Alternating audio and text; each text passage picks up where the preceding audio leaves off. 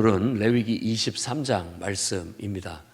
레위기 23장은 지금까지 이렇게 읽은 것처럼 1년 전체를 놓고 절기에 대한 이야기를 쭉 하고 있습니다. 그래서 맨 먼저 운을 띄는 게 안식일, 성회라는 그런 단어로서 이 성회라는 것은 거룩한 모임 이런 뜻입니다. 그래서 이 모임이라는 말 속에는 다 이게 소집령을 내려서 소집, 다 모이라 해서 전부 함께 모이게 하는 그런 의미를 이 성회라고 그렇게 얘기를 하는 겁니다. 일단 안식일은 우리가 잘 알다시피 그날 하나님께서 천지를 창조하고 일곱째 날 쉬셨다. 근데 단순하게 그냥 아무것도 안 하고 쉬는 게 목적이 아닙니다. 이 쉼의 목적은 바로 하나님께서도 6일 동안 창조하신 그 자신의 창조물을 이렇게 묵상하면서 아, 참 좋다라고 이렇게 그걸 기리는 시간이라고 할 수 있어요. 그걸 이렇게 돌아보면서 참 좋다라고 하는 그런 시간. 그런 것처럼 이 정신이 우리 인간에게도 너무 먹고 사는 일에만 집착해서 살지 말고 잠깐 쉬면서 자신을 창조하신 하나님을 묵상하고 돌아보고 자기가 걸어온 삶을 돌아보고 반성할 건 반성하고 앞으로 또 가야 할 길은 계획하는 하나님과 상의하는 그런 시간을 갖도록 하기 위해서 쉬는 것이지 그냥 아무 노동도 하지 않고 그냥 쉬는 것 자체가 목적은 아닙니다. 진정한 목적은 우리가 먹고 사는 일, 일상사, 정말로 이 세상에서 일상사를 잠깐 멈추고 하나님을 바라봐라. 그런 목적에서 안식일이라는 그런 제도가 생겨지게 되고 그걸 학습시키기 위해서 철저하게 그날을 지킬 수 있도록 해서 어떤 노동도 하지 못하도록 이렇게 했는데 이게 율법주의에 흐르게 되면 그냥 하나님에 대한 바라봄 그리고 하나님 앞에서 나를 돌아봄 이런 것은 싹 없어져 버리고 그냥 단순하게 움직이지 말아라. 꼼짝 말고 집에 있어라. 뭐 이런 걸로만 돼가지고 나중에 문제가 됩니다. 그래서 예수님과 제자들이 이렇게 안식일날 밀을 이렇게 비벼 먹는 거라든지 안식일날 병든 자를 고쳐준 거라든지 이런 문제로 인해서 그 율법주의자의 대표격인 바리새인들과 이렇게 갈등이 있었다라는 것은 우리 신약 성경에 나타나는 바입니다. 바로 그런 것들을 진정한 참된 의미, 안식일의 참된 주인, 어떤 참된 의미는 따지지 않고 그냥 겉으로 무조건 꼼짝도 못하게 하려는 그런 통제만 하려고 하는 그런 것들에 대해서 병폐가 있다, 잘못됐다라는 것들을 일깨워주는 그런 대목이라고 할 수 있습니다. 그래서 오늘 안식일이 사실은 금요일 저녁에 해 떨어지면서 시작해서 토요일 날 해 떨어지면서 끝나는 겁니다. 이스라엘의 날 개념은 해가 지면 하루가 시작이 돼요. 그리고 해가 또 지면 하루가 끝나는 거고. 그래서 우리네 옛날에 날 계산하듯이 한밤, 두밤, 밤을 기준으로 해서 하루를 계산을 하는 거예요. 그래서 한밤 지났다, 두밤 지났다 이런 식으로 말하듯이 밤이 되면 시작이 되고 그 다음날 밤이 되면 또 다른 날이 시작이 되는 그런 식이죠. 그래서 그 날짜를 정확히 지키는 것에 있어서도 오늘날 뭐 안식일을 지켜야 된다라는 그런 의미가 그걸 강조하는 교단도 있고 그렇지만 정확히 말하면 이 안식은 바로 하나님 안에서의 참된 안식으로서 예수 그리스도께서 바로 이 모든 것들을 성취하셨다라고 그렇게 우리는 믿습니다. 사도들도 그렇게 믿는 거예요. 그래서 예수 그리스도께서 우리를 위해 십자가에 대속을 하시고 죽은 자 가운데서 부활하시고 성령으로 임재하신 이후에는 이제는 모든 날이 하나님 안에서 안식일입니다. 그런 의미가 됐다고요. 그렇기 때문에 이제는 우리는 모든 날이 예배의 날이 되는 거예요. 다. 일상생활을 살면서도 그 날 속에서 우리는 하나님의 임재 안에서 늘 하나님을 기리고 하나님을 묵상하고 하나님을 예배하면서 삶을 살아가는 그런 구원받은 삶이 됐다 이 말입니다. 그런 의미에서 안식일은 성취됐다. 그리고 여기 있는 모든 절기들도 다 예수 그리스도를 예표, 그림자처럼 그 예수 그리스도의 어떤 사역을 우리에게 예표하고 있는 것으로 신약은 해석을 하고 있습니다. 그래서 안식일도 예수 그리스도 안에서 성취돼서 우리는 모든 날이 안식일이다. 이 개념을 가져야 됩니다. 모든 날이. 그리고 난 다음에 이제 안식일이 지나고 난 다음에 그 다음 설명하고 있는 게 유월절, 그리고 바로 이어지는 무교절. 유월절과 무교절은 다르지만 묶여 있어요. 유월절은 바로 니산월이라고 하는 그들이 1월이라고 치는 자신들의 시작을 알리는 달이 니산월이에요. 그러니까 그날 우리로 한다면 3, 4월 이 정도 되는 봄입니다. 유월절은. 그래서 지금 우리네 부활절하고 좀 그때 기간하고 좀 연결이 되죠. 그래서 좀 의미도 비슷합니다. 부활절이나 그다음에 이 유월절 그리고 무교절은. 유월절은 그날 저녁에 출애굽을 할 때 양을 잡아서 불에 반드시 구워서 먹고 그다음에 쓴나물과 함께 먹고 그다음에 그 탈출을 위한 여행을 위한 전투식량, 이 누룩이 들어가지 않은 떡을 준비하게 했던 거예요. 그래서 무교병이라고 합니다. 그걸. 그래서 그 무교병을 일주일 동안 먹는 절기를 지키는데 그걸 무교절이라고 하는 거예요. 무교병을 먹어야 돼. 그때만큼은. 그래서 이스라엘이 출애굽을 하게 된 저녁 밤, 그리고 일주일 동안 여행, 그런 어떤 탈출하는 경로, 이런 것들을 기념하기 위해서 유월절과 무교절을 지키게 되는 것이죠. 우리가 신약 성경에 보면 바로 그 유월절 식사를 제자들과 예수님이 나눴고 그날 예수님은 죽고 유월절 어린 양처럼 죽어졌다라고 성경이 얘기를 하는 겁니다. 그래서 그 피가 바로 우리의 죄를 덮어줘서 죽음이 우리를 넘어가게 됐다. 그런 구원의 개념을 바로 이 유월절이 보여주고 있는 거예요. 그리고 유월절 딱 시작이 돼서 첫날 유월절이 시작돼서 첫날이 안식일인데 그 안식일 다음 날, 그러니까 유월절이 오늘 저녁이라면 그 다음 날은 안식일이고 그 다음 날 안식일이 끝난 그 다음 날, 안식 후 첫날, 그 첫날에는 지금 첫 이삭 한 단을 하나님 앞에 올려드리라고 그렇게 얘기를 합니다. 이게 흔들어 드린다라고 해서 그걸 흔들 요자를 써서 요제라고 합니다. 이렇게 곡식단을, 그러니까 그 나라는 밀을 심어서 하겠죠. 우리는 뭐 보리라고 그렇게 볼 수도 있는데 보리 비슷한 게 밀이니까 밀 곡식단을 한 단, 일단 이삭이 연근 것들을 가져다가 흔들어서 하나님 앞에 그걸 제사로 드리라는 거예요. 광야를 떠돌 때는 그거 뭐 농사를 안 짓기 때문에 아니지만 가나안 땅에 정착하거든 그렇게 해라 라고 해서 그 풍습이 이어져 나가게 되는 겁니다. 바로 이 곡식 한 단, 이것을 흔들어 요제로 드리는 것을 초실절, 처음 결실 맺은 것을 드린다 해서 초실절이라고 하고 바로 그날 예수께서 부활하신 겁니다. 안식 후 첫날.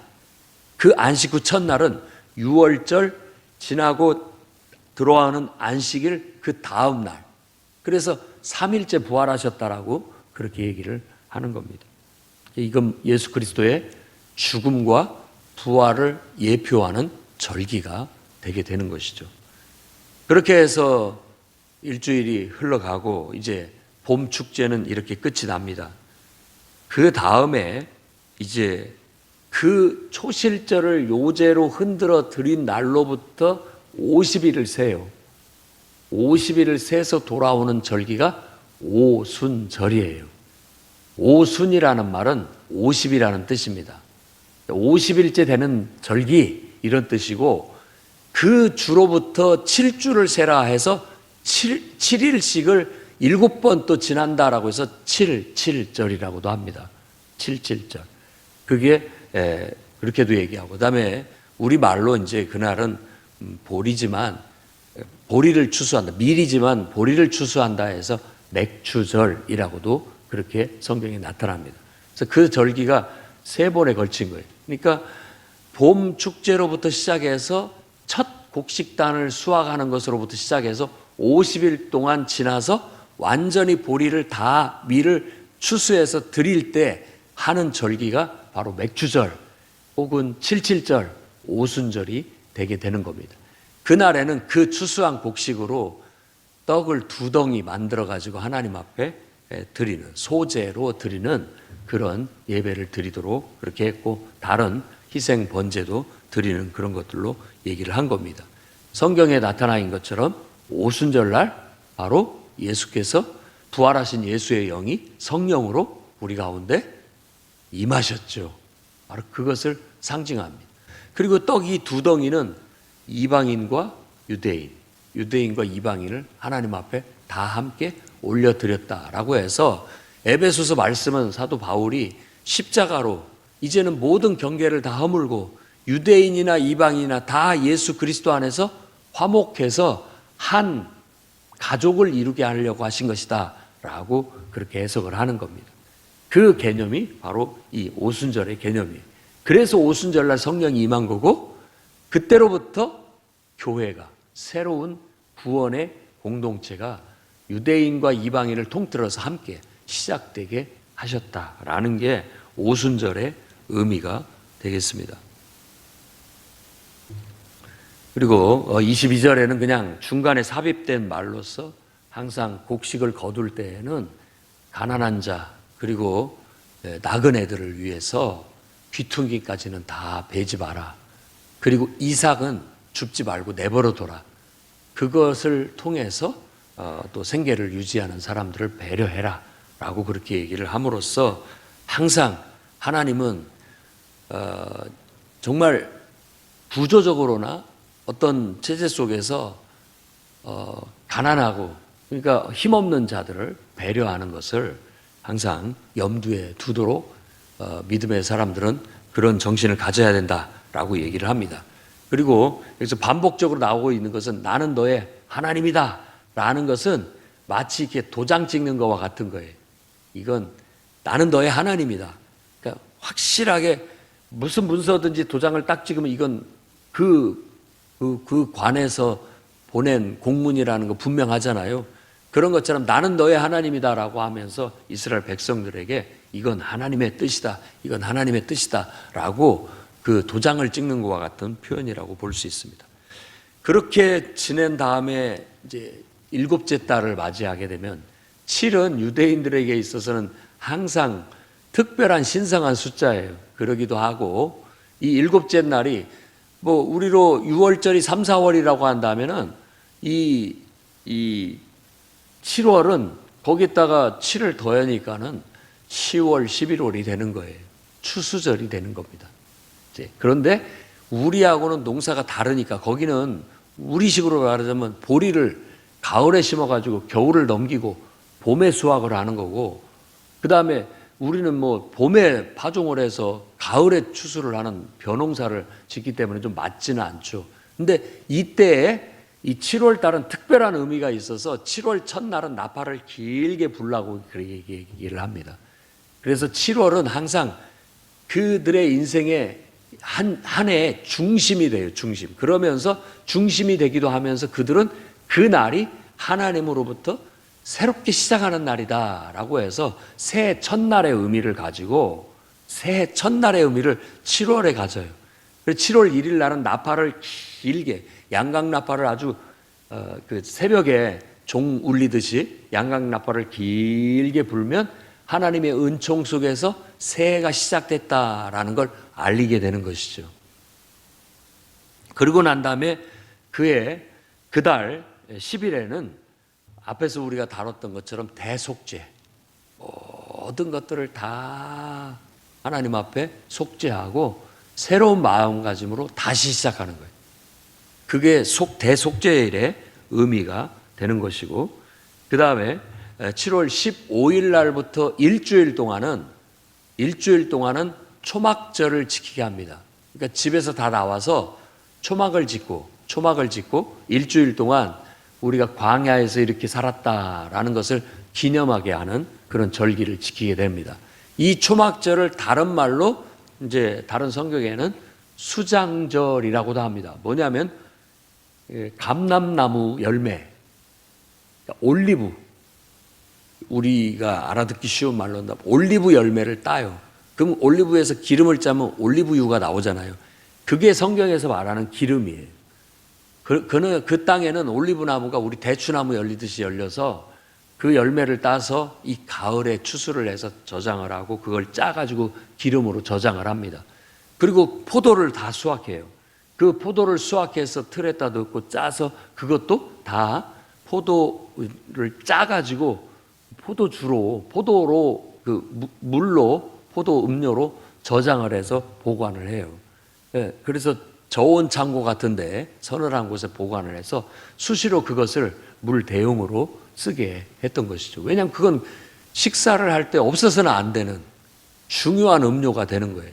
그러니까 그것들을 다 수확해서 짜서 다 통에다 넣어서 저장을 해놓고 난 다음에 일주일 동안 이렇게 초막을 짓고 지내는 거예요. 그래서 그것을 초막절이라고도 하고 그런 추수를 했다고 해서 다 저장을 했다고 해서 수장절, 저장을 했다라는 그런 의미로서 수장절이라고도 그렇게 부르게 되는 겁니다. 그래서 이 수장절 이런 의미가 이제 언제 한번 나타나냐면은 예수님이 바로 이 초막절에 성전에 가셔서 이때 의식 중에 하나는 실로암 못에서 물을 떠서 제단에다 갖다 붓는 의식을 하거든요. 그걸 보면서 예수님이 하시는 말씀이 이제 나를 믿는 자는 그 배에서 생수의 강이 흘러나리라 라고 얘기함으로써 사실은 그 물을 떠서 제단에 붓는 것은 하나님의 은혜를 상징하는 거거든요. 은혜가 이렇게 흘러넘친다라는 걸 보여주는 거예요.